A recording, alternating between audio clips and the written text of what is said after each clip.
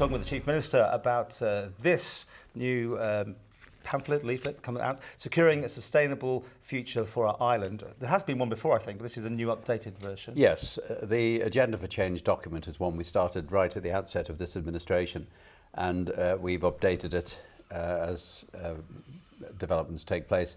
This is the latest development and enlargement of the priorities, really bearing in mind that we have only 12 months left now till the general election.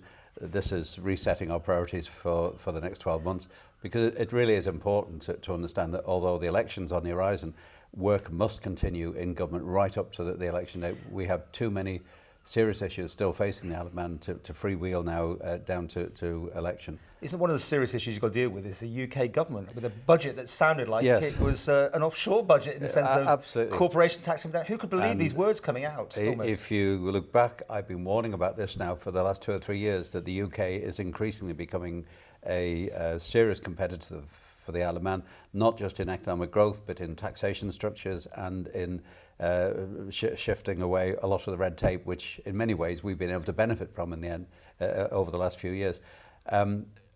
The centrepiece of the document, though, that we've produced this week will be a raising of the priority of economic growth in the island to respond to the challenges that we are meeting in the UK. If you look at the other side to Ireland, Irish economy, after several years of real problems, is now powering ahead. It's the most powerful growth figures, I think, in Europe at the moment. We have competitors on both sides of the Irish Sea, and we absolutely have to shake off the complacency, which I believe is holding back the island at the moment, and get refocused back on economic growth. You say that, but at the end of the day, you've got to find these areas that the UK overall doesn't seem to want to take it all for themselves. This is getting tricky, isn't it? It is. I mean, we've been fortunate over the last certainly 20 years that many of the small niche opportunities that we've been able to carve out for the Isle of Man were largely areas that the UK themselves deemed to be too small to be bothered with. Every time they had a budget and they said they're putting up this tax or that tax, there was always a smile to your face, because you knew that you had potential to go in there and get more business, correct? It certainly helps, but we need to recognise, and I have to say first of all that the proposals we will be presenting next week as part of this package have not actually been generated directly as a result of the budget this week. We've been working on these for quite some time. It hasn't moved you at all then from what you heard there? Or was it too late now? It's not changed things, but it's actually underlined the absolute urgency to move on this.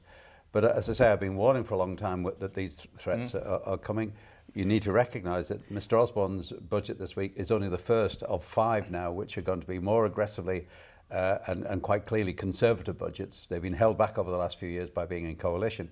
Now Mr Osborne can give free rein to conservative aspirations, which are going to be for a far more competitive economy than we've had to face for a great many years. The Crown dependencies didn't get a mention as such, although there's going to be more money put into tax and getting it. But for the first time, the Crown dependencies and offshore generally didn't, as far as I know, come into his speech.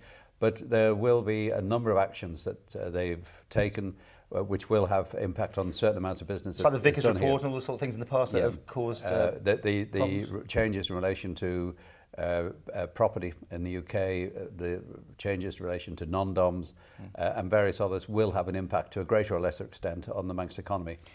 And we need to take steps now to counter that. You're not going to give me any of the big headline stuff, but I gather it almost looks like you're excited. Would I say, is that too big a word that you've got? This is going to be a bit of a game changer, or is it some radical thinking, or something that is going to catch the attention of the world's financial press? I hope it will make a very clear, very strong statement to our business community, to the population at large, that the Isle of Man government is absolutely committed to growing the economy.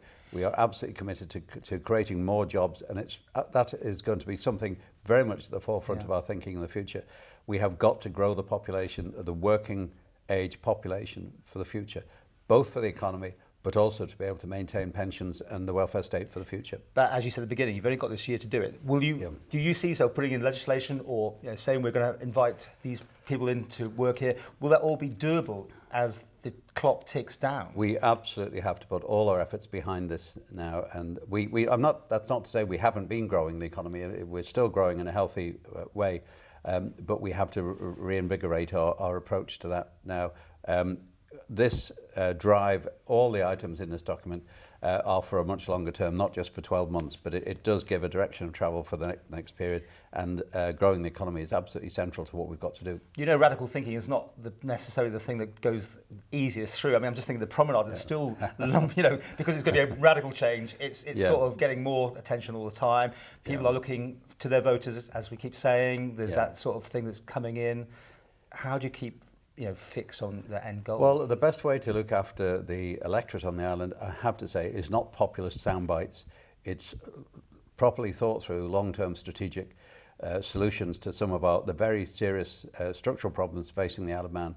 Growing the economy, protecting the economy, creating jobs, generating new revenues through the economy has to be the best way forward, and indeed the only way forward of generating genuine new revenues for the future, to guarantee our young people a future on the island by giving them jobs, and also to grow the working age population substantially to be able to protect pensions for our elderly for the future. Because there again, the UK is giving people all this extra money now before they start paying tax. We are now seem to be on the back foot on this one, which is crazy a couple of years ago, because it was like completely opposite. Yes, it certainly turned things around. I mean, traditionally, for almost as far as I can remember, the Isle of Man has been ahead of the UK in most of these areas. But as you rightly say, the radical changes which Mr. Osborne in particular is committed to is starting to be a game changer in that relationship, and we have to up our game as a response to that. I'd love to be inside Coleman watching you and Eddie T and the rest of them all now working your strategies out, because that will have to have a response come next budget here, right? Absolutely. We have to take time to actually look at the small print of a UK budget first. I would caution that often there are stings in the tail of UK giving budgets. with one hand and taking back. Absolutely. We need to know exactly what the whole picture is. But revitalising the economy, as you know, I've been banging on about this now for quite a long time. We mustn't lose sight of the absolute urgency to grow the economy still further. And that now has to be the centrepiece of where we're going. So, as I said in the advert, is the future bright? The future, well, not orange, but is it a three legs future there? Good bank future? The future generally is bright, but it's challenging. And it's most important that we recognise what those challenges are, that we put to one side the complacency which we've enjoyed over the last few years. After all, this is the 31st year of unbroken economic growth. Very few people on the island can actually remember when there was a recession, when there was a genuine downturn. So we must put all that to one side and look now. It's not what we did yesterday, it's what we do over the next few years that is going to be important. How are you going to protect the young, the people at the bottom of the pay scales, the ones that haven't got that luxury now in the UK about to get of quite a big minimum wage? Well, we are looking at various options at the moment. As you know, Mr. Tier has started proposals through Treasury on looking at increasing personal allowances by streamlining the personal taxation structure. Quite what shape that will take yet, it's too early to say. You got wiggle room here? Well, we have options. We always have options, but it's just a matter of saying which is the best way forward. But ultimately, I come back to the fact, unless we grow the economy, unless we can generate new streams of revenue to put into Treasury to help to sustain not just public services, but also provide financial support for the vulnerable, for the low income on the island, then we are going to struggle. Okay, well, so watch out. This is the document, and it'll be Tuesday, July 21st, I think. That's right. So that's the day when we shall be listening and watching with interest what happens. I hope so.